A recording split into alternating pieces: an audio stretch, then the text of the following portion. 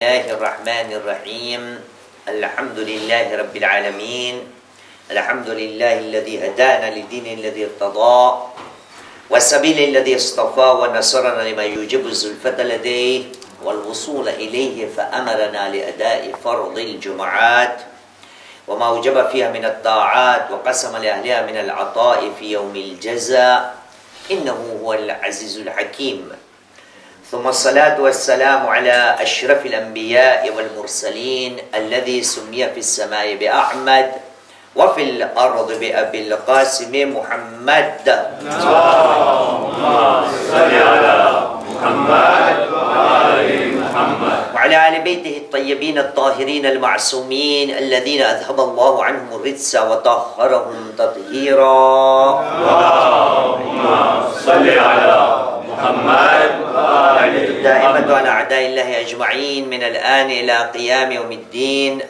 أما بعد أوصي نفسي أوصيكم بالتقوى فإن خير الزاد التقوى قال الله العظيم في كتابه بسم الله الرحمن الرحيم يا أيها الناس إنا خلقناكم من ذكر وأنثى وجعلناكم شعوبا وقبائل لتعارفوا إن أكرمكم عند الله أتقاكم آمنا بالله صدق الله العلي العظيم صلوا على محمد وآل محمد اللهم صل على محمد وآل محمد أما بعد فقد قال الله العظيم في كتابه الكريم وهو أصدق القائلين وقوله الحق بسم الله الرحمن الرحيم اعلموا أن الله شديد العقاب وأن الله غفور رحيم آمنا بالله صدق الله العلي العظيم وصدق رسوله الكريم ونحن على ذلك من الشاهدين رب اشرح لي صدري ويسر لي أمري واحلل عقدة من لساني يفقه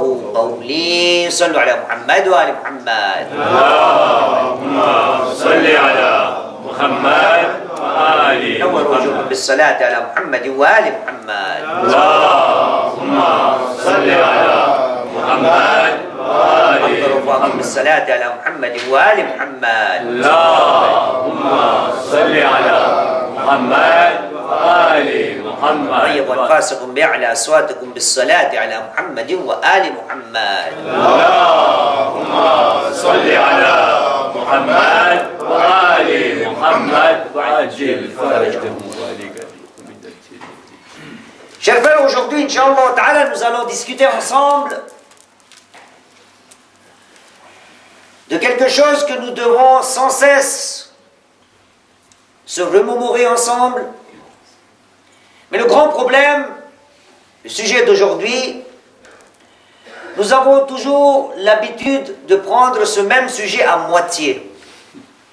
Et dans notre communauté, nous avons tendance à donner beaucoup plus d'importance à l'une des deux moitiés et un peu trop peu sur l'autre moitié. Voilà pourquoi aujourd'hui j'ai choisi un verset du chapitre 5, Surat Al-Ma'ida, verset 98. Et je me souviens, avant 2 mois, exactement à peu près vers le 3 septembre, on en a parlé là-bas, en Gujarati. Aujourd'hui, j'ai jugé utile que ce même message doit être transmis ici, un jour de vendredi aussi. Sallu ala Muhammad wa ala Muhammad.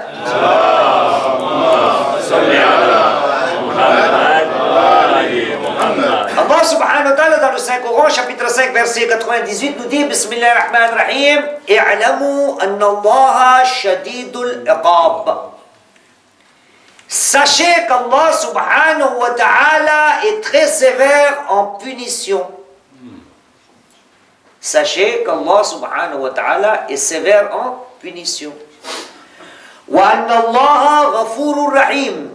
Et aussi qu'il est pardonneur et miséricordieux.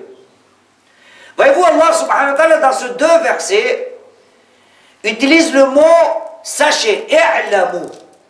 Mon problème, j'ai toujours tendance à prendre en considération la deuxième partie. Wa anna Allah ghafurur rahim. Allah subhanahu wa ta'ala est pardonneur et miséricordieux. Je ne donne pas autant d'importance à la première partie.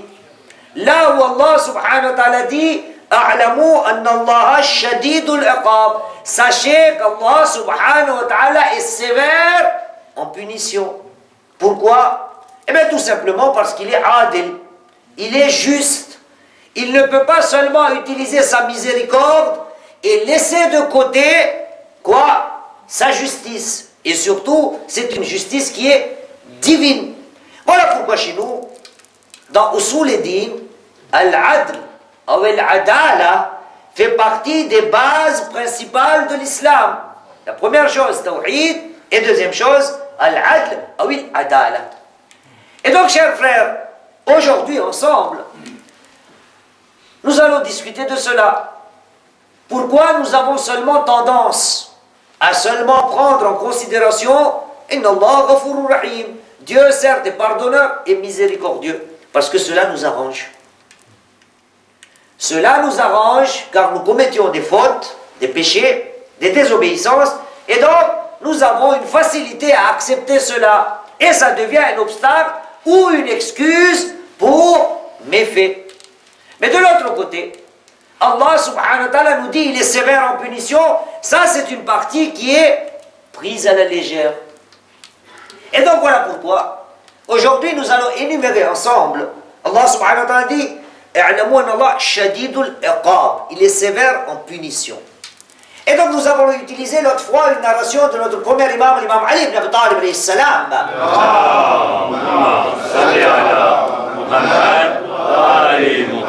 Et bien sûr, je dirais, il n'y a aucun doute, hein? Allah subhanahu wa ta'ala est Ghafurur Rahim. Il est pardonneur, il est miséricordieux. Ça, il n'y a aucun doute. La preuve, Allah subhanahu wa ta'ala nous parle de sa miséricorde dans le Saint-Coran, pratiquement sur chaque chapitre, à part Surat al-Tawbah. Dans le Saint-Coran, 114 chapitres et 114, Bismillahir Rahmanir Rahim. Bien. Mais aujourd'hui, parlons un petit peu de Shadidul Iqab. Il est sévère en punition. Et donc, notre premier imam nous dit que le prophète m'a dit cela. Fima awsa Rasulullah ila Ali. Wa qal, Ya Ali, O Ali, arba'atun asra'u shay'in uqubatan. O Ali, 4 personnes, ils doivent savoir que la punition d'Allah subhanahu wa ta'ala leur sera attribuée ou réservée le plus rapidement possible. Nous, dans notre vie, nous prenons seulement Ghafurur Rahim. Shadidul Iqab, sévère en punition. Bien sûr, alhamdulillah, nous ne commettons pas des gros péchés. Nous, ça nous arrive de commettre des petits péchés. Et pour les grands péchés, alhamdulillah, pour les petits péchés, Allah subhanahu wa ta'ala, combien de fois avons-nous utilisé ce verset, le chapitre 4, verset 32, là où Allah subhanahu wa ta'ala dit, non, 31, Allah subhanahu wa ta'ala dit, Bismillahirrahmanirrahim, in tajtanibu kaba'ira ma tunhawna an, nukaffir ankum, sayyi'atikum wa nudkhilkum mudkhalan karima. Si vous évitez les grands péchés que nous vous avons interdits, eh bien nous allons effacer vos méfaits et nous allons vous donner un endroit honorable, c'est-à-dire le paradis. Donc les petits péchés, Inch'Allah ta'ala, si nous omettons de faire les grands péchés, les petits seront pardonnés, il n'y a aucun problème. Mais Allah subhanahu wa ta'ala dit, attention, je ne suis pas seulement pardonneur, je suis sévère aussi en punition.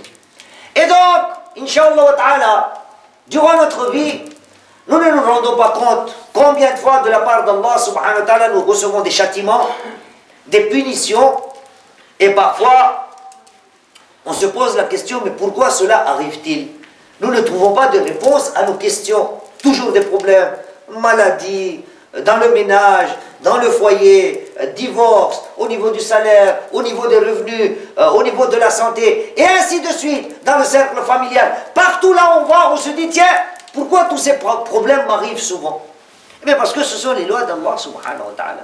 Et nous ne nous rendons pas compte d'où et de quelle manière Allah subhanahu wa ta'ala, parce qu'il a dit, je suis sévère en punition, et le prophète a dit, Ali, il y a 4 moments où Allah subhanahu wa ta'ala envoie très vite son châtiment ou sa punition. Ya Ali, voilà le premier. Rajulun ahsanta ilayhi fakafaka bil ihsani ilayhi isa'a. Voilà la première chose. Voilà le premier moment. Là où Allah subhanahu wa ta'ala envoie très vite sa malédiction, on va dire, ou sa punition. C'est quoi? Ya Ali, rajulun ahsanta ilayhi. Oh Ali, tu as été bienfaisant envers quelqu'un, et cette même personne, au lieu d'être bienfaisant vis-à-vis de toi ou avec toi, il te répond négativement ou par le mal. Quelqu'un qui te fait du bien, et toi tu te comportes en mal vis-à-vis de lui. Nous savons très bien dans le Saint-Coran, là aussi c'est un verset très connu, chapitre 55, verset 60, Allah dit Bismillahirrahmanirrahim, Hal jaza'u l'ihsan illa l'ihsan. La réponse à la bienfaisance n'est autre que la bienfaisance. Bien. Donc, celui qui vous fait du bien, si vous lui répondez par le mal, le prophète a dit Ali, mon châtiment va venir. Et après, je ne me rends pas compte de quelle manière j'ai des problèmes dans ma vie. Donc la première question, toute facile à se poser, quand j'ai des problèmes dans ma vie, je dois me poser cette petite question simple. Est-ce que cette personne n'a pas été bienfaisante envers moi? C'est peut-être de là que viennent tous les problèmes dans ma vie. Et voyez-vous, notre premier imam, l'imam Ali ibn Abi Talib alayhi salam,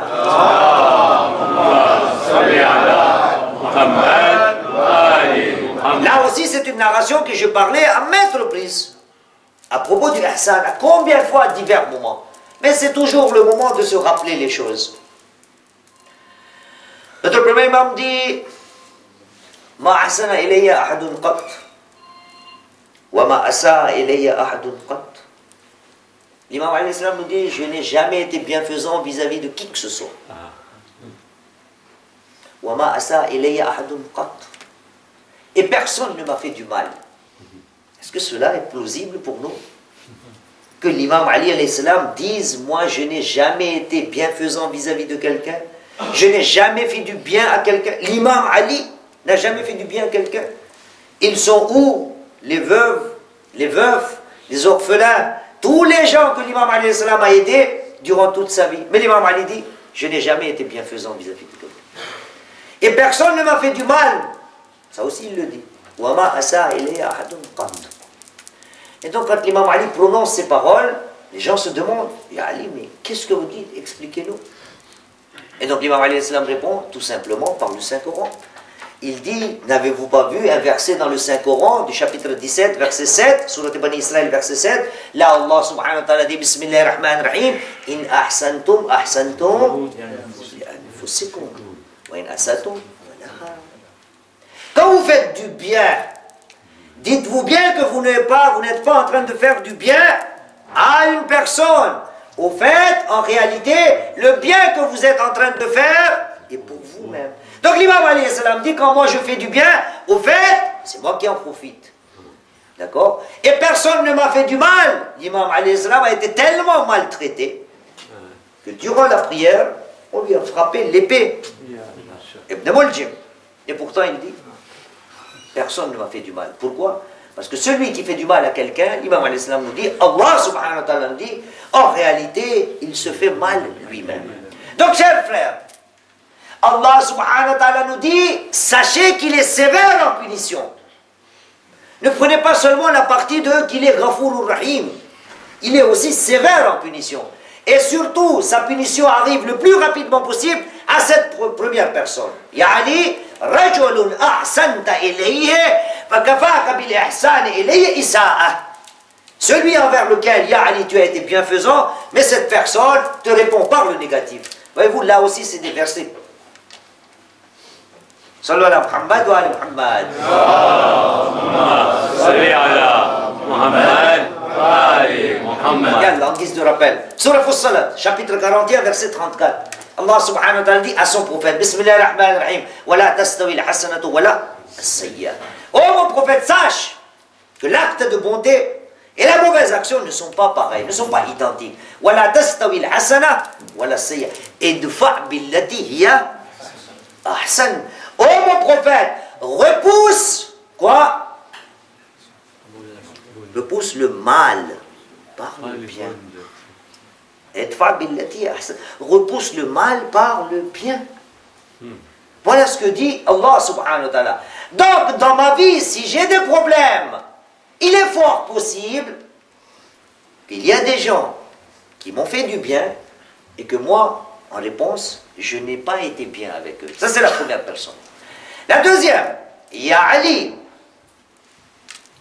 Rajulun la tabri alayhi wa huwa yabri alayk.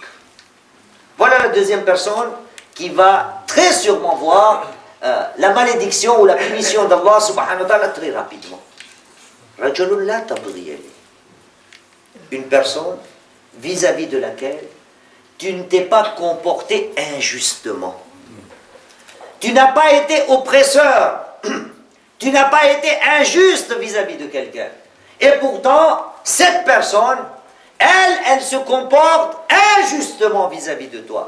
Eh bien, celle-là, qu'elle soit prête, la malédiction d'Allah subhanahu wa ta'ala va arriver très vite. Dans mon majlis là-bas, j'avais donné l'exemple. Prenons nos exemples. Combien de fois cela nous arrive-t-il de traiter injustement nos épouses, nos enfants, nos voisins, d'accord? Et ainsi de suite. Or qu'eux, ils n'ont rien fait du mal. Du matin jusqu'au soir, nos épouses sont là pour nous rendre service. Et pourtant, il nous arrive de nous énerver très rapidement. Et donc, le prophète dit à Ali, et il ne s'agit pas seulement des épouses, ne pas se comporter injustement vis-à-vis de quelqu'un, quand celui-ci ne vous a jamais fait du mal, cela ramène la malédiction d'Allah subhanahu. Allah subhanahu wa ta'ala, même vis-à-vis de vos ennemis, ne nous permet pas d'être injustes. Laissons de côté les épouses, la famille, l'entourage, les frères et ainsi de suite. Même les ennemis. Voyez-vous, dans ce même chapitre, donc 5-8, chapitre 5, verset 8, Allah subhanahu wa ta'ala dit, Bismillahirrahmanirrahim, wa la yajrimannakum shan'anu qawmin ala alla ta'dilu, i'dilu. Oh vous, sachez une chose, que la haine d'un peuple ne vous incite pas à être injuste. C'est pas parce que vous ne les aimez pas, vous les haïssez, que vous avez le droit d'être injuste. Non. Être injuste vis-à-vis de quelqu'un, or que lui ne vous a jamais fait du mal, le prophète dit à Ali, Ya Ali, prépare-toi à la punition sévère d'Allah. Donc ce sont ces quatre-là qui vont mériter le plus rapidement possible la malédiction ou la punition d'Allah subhanahu wa ta'ala. Cela fait deux. Le prophète continue de dire, Ya Ali, Rajulun a'ahadtahu ala amrin فوفيت له وهو يغادرك. Oh Ali, une personne à qui tu as donné un engagement, une promesse que toi tu as tenue, mais elle n'a pas tenu. Toi tu as tenu ta promesse, mais lui n'a pas tenu sa promesse. Voyez-vous là, et les promesses, il y en a combien que nous faisons? Prenons toujours notre exemple avec nos femmes.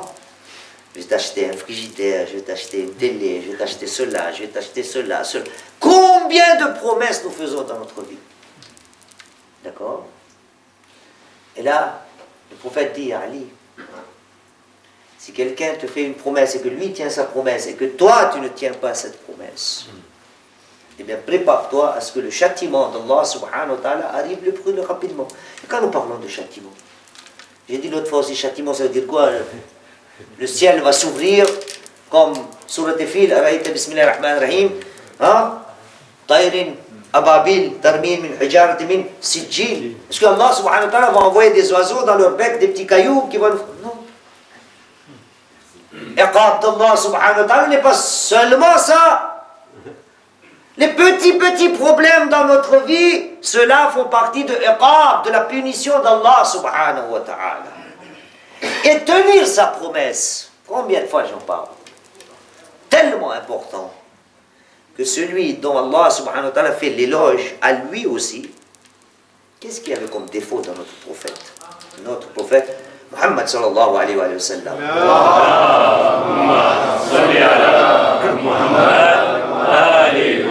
Ce prophète pour lequel Allah subhanahu wa ta'ala fait des éloges. Dans Surat Al-Qalam, le chapitre 68, verset 4, là où il dit Bismillahirrahmanirrahim, Wa innaka la'ala khuluqin adim. Oh mon prophète, tu es d'une moralité immense. Ce prophète qui a zéro défaut, qui est infaillible, Mais il y a une chose tellement importante qu'Allah subhanahu wa ta'ala dit à ce prophète-là, rappelle-toi de cela car cela est important. Quoi? Allah subhanahu wa ta'ala parle d'un de ses prophètes, Nabiullah Ismaïl. C'est un autre, c'est pas celui qui est le fils de Nabiullah Ibrahim alayhi salam. C'est un autre Ismaïl. Allah subhanahu wa ta'ala dans Surah Maryam, le chapitre 19 du Saint-Coran, verset 54 nous dit, il dit à son Bismillah ar-Rahman ar-Rahim, وَاذْكُرْ فِي الْكِتَابِ إِسْمَعِيلِ إِنَّهُ كَانَ صَادِقَ الْوَعْدِ وَكَانَ رَسُولًا نَبِيًّا. Oh mon prophète, rappelle-toi de Ismaïl. Pourquoi? كَانَ صَادِقَ الْوَعْدِ. C'était quelqu'un qui tenait ses promesses. Donc tenir ses promesses est tellement important qu'Allah subhanahu wa ta'ala a jugé utile de le rappeler à son prophète. Et nous, des promesses, nous allons vous faire, Masha'Allah, comme dit quelqu'un, à gogo. Je vais vous rappeler une promesse, il y en a beaucoup, il y en a une. Voyez-vous dans Surat Yasin, vous pouvez ouvrir vos téléphones, vous allez voir la promesse. Allah subhanahu wa ta'ala, dans le chapitre 36, verset 60, nous dit, Bismillah ar-Rahman ar-Rahim. Alam ahad ilaykum ya bani Adam Allah. Vous voyez, vous savez par cœur. Ahad, engagement, promesse. Yali, celui qui ne va pas tenir ses engagements. Il y a deux parties dans une promesse. S'il y en a une qui tient et l'autre ne tient pas, et donc celui qui ne tient pas sa promesse, il doit être préparé à ce que le châtiment d'Allah subhanahu wa ta'ala va lui arriver le plus rapidement possible. Al-Ahd. Il va vous tenir sa promesse. Nous aimons Allah subhanahu wa ta'ala, nous tous. Tout le monde dit nous aimons Allah subhanahu wa ta'ala. Mais je dis souvent, il en est de même pour les Ahlul-Bayt alayhimus salam. Nous disons tous, j'aime l'imam Ali, j'aime l'imam Hassan, j'aime Fatima, j'aime le prophète. Mais c'est pas mieux si c'est l'imam Ali qui me dit je t'aime. Parce que c'est trop facile de dire j'aime Allah. Moi je voudrais entendre Allah me dire Ya Cheikh Moïse, je t'aime. Comment entendre cela? Que lui me dise, que les Ahlul-Bayt alayhimus salam me disent je t'aime. Pour moi c'est trop facile de déclarer j'aime Allah, j'aime Al-Hussein alayhi salam. Sallu ala Muhammad wa ala Muhammad. Allahumma salli ala Muhammad wa ala Muhammad. Allah subhanahu wa ta'ala dans le chapitre 3 verset 31, à l'Imran 31 nous dit Bismillah ar-Rahman Qul. Oh mon prophète dit-leur Qul in kuntum tuhibbuna Allah fattabi'uni yuhibbukum Allah. Dis-leur, si vous déclarez aimer Allah subhanahu wa ta'ala, fattabi'uni, suivez mes pas. Oh mon prophète, dis-leur, il faudra suivre les pas du prophète et les pas d'Ahl-Bayt alayhimus salam. En conséquence, qu'est-ce qu'il y aura? Yuhibbukum Allah. Là, Allah va dire, je vous aime. Allah subhanahu wa ta'ala va vous aimer. Sallu ala Muhammad wa ala Muhammad. Allahumma salli ala Muhammad wa ala Muhammad. Donc, chers frères, tenir ses promesses est tellement important que le prophète a dit, celui qui ne tient pas ses promesses, et après, qu'il se prépare. Allah subhanahu wa ta'ala est quoi? I'lamu anna Allaha shadidul iqab. Sachez qu'Allah subhanahu wa ta'ala est sévère en punition. Là aussi, il y a beaucoup à dire, mais on n'a pas le temps. Dernière chose. Alaykoum salam wa rahmatullah. Sallu ala Muhammad wa ala Muhammad. Allahumma salli ala Muhammad wa ala Muhammad. Troisième chose. Rajulun wasala qarabatahu wa hum qati'un. Voilà la quatrième personne. Celui qui va mériter le plus rapidement le châtiment ou la malédiction ou la punition d'Allah subhanahu wa ta'ala. C'est quelqu'un qui s'efforce de ne pas rompre les liens de famille ou les liens de parenté. Et or en face, on ne veut faire aucun effort. Il y a des gens dans le monde qui ont eu des problèmes, des petites querelles dans la famille, d'accord? Et après, ils regrettent. Donc, ils font demi-tour. Ils reviennent en disant, bon, c'est bon, on efface tout, pardon. Mais, rajulun wasala qarabatuhu, c'est proche. Wasala, ils se rapprochent d'eux. Mais eux, qata'u, ils ne veulent plus en parler. Ça y est, ils ont fait la distance, ils ont coupé les ponts, comme on dit en français, d'accord? Ils ne veulent plus remonter sur le pont. Ces gens-là, le prophète dit Ali, dis-leur qu'ils se préparent au châtiment. Et cela, le plus rapidement possible. De quelle manière? Il y en a beaucoup. Une fois cela dit, voyez-vous Allah subhanahu wa ta'ala, comme j'ai dit tout à l'heure, que troisièmement, quand le prophète a dit à Ali, celui qui ne tient pas ses engagements, qu'il se prépare au châtiment d'Allah subhanahu wa ta'ala. Et comme j'ai dit, nous aimons, non? Allah subhanahu wa ta'ala. Et j'ai dit aussi que c'est mieux que c'est lui qui me dise que je t'aime. Voyez-vous, tenir ses engagements.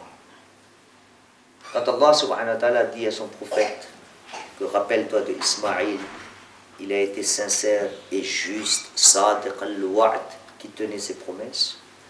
Et tout juste après, chapitre 19, verset 55,